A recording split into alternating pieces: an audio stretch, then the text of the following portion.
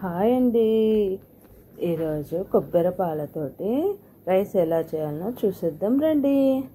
ఎలా అంటే మనము దానికి కావాల్సిన ఇంగ్రీడియంట్స్ ఫస్ట్ ఆనియన్, క్యారెట్ బాగా వాష్ చేసేసుకొని కట్ చేసి పెట్టేసుకోవాలి. మిర్చి కూడా కట్ చేసి పక్కకు పెట్టేసుకొని మనము తర్వాత రైస్ని కూడా ఒక హాఫ్ అన్ అవర్ ముందు బాగా వాష్ చేసేసి పక్కన పెట్టేసుకోవాలి.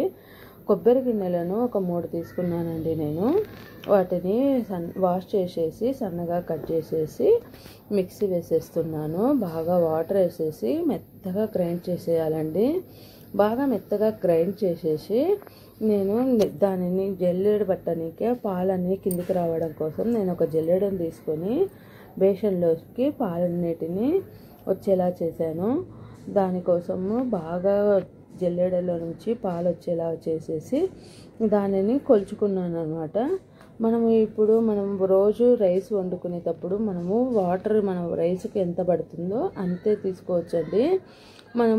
మాకైతే 1కి 2 పడతాయి. అందుకనేసి నేను ఒక గ్లాసుకు 2 గ్లాసులు పాలు తీసేసుకొని రెడీగా పక్కకు పెట్టేసుకున్నాను.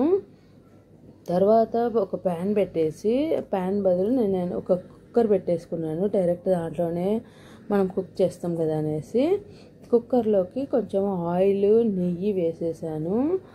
బిర్యానీ ఆకు, చెక్క, లవంగ, యాలకులు, మొగ్గ, జాజికాయ, ఫ్లేవర్ అన్నీ వేసేసి కొంచెం సేపు అట్లా వేయించుకోవాలి. తర్వాత మనం ఏం చేయాలి అంటే మనము కట్ చేసి పెట్టుకున్న ఆనియన్స్ను, క్యారెట్స్ను అన్నిటినీ వేసేసుకుంటూ రావాలి. మనము దాంట్లో కొంచెము ఆనియన్స్ వేగుతానే జీడిపప్పు కూడా వేసాను నేను. అవన్నీ వేసేసి మసాలా దినుసులు అయినమ్మడే తర్వాత ఆనియన్స్ వేసేసాను, అల్లం వెల్లుల్లి పేస్ట్ వేసేసాను, క్యారెట్ అన్నీ వేసేసి మిర్చి అన్నీ వేసి కొంచెం సేపట్లా రోస్ట్ అనేసేయాలి. తర్వాత మనము అన్నిటినీ కొంచెం సేపు బాగా వేయించుకోవాలండి. ఎంతో టేస్టీగా కమ్మగా ఉంటుందండి. మనం జీడిపప్పు కూడా వేసాం కదా, ఎంతో టేస్టీగా ఉంటుంది. సబ్స్క్రైబ్ చేసుకోండి, లైక్ చేయండి, షేర్ చేయండి. ఇలాంటి ఎంతో కమ్మనైన టేస్టీ అయిన వంటకాలు చూపిస్తూ ఉంటాను.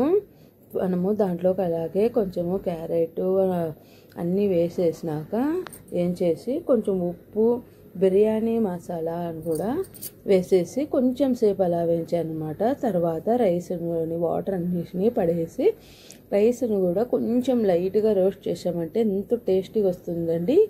ఇలా ఒకసారి ట్రై చేసి చూడండి. కొంచెం రైస్ అనేది మనము వేయించామంటే వెజిటబుల్స్ అమ్మడి ఎంతో టేస్టీగా ఉంటుంది.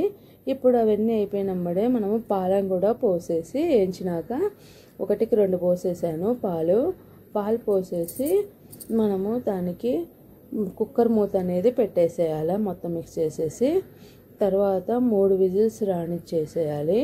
3 విజిల్స్ రానిచ్చినాక ఆవిరిపోయినాక మనం మూత తీసేసి మనము టేస్ట్ చేసినాము అంటే ఎంతో కమ్మగా ఉంటుందండి. నాకైతే ప్లెయిన్గానే తినబుద్ధి అయింది, కానీ కొంచెం రైతా కూడా చేయమని అంటున్నారు ఇంట్లో అనేసి ఆనియన్ కట్ చేసి లెమన్ పెట్టాను. కొంచెము మజ్జిగ, ఆనియన్, చిల్లీ, టమాటో అన్ని కట్ చేసి రైతా కూడా తయారు చేశాను.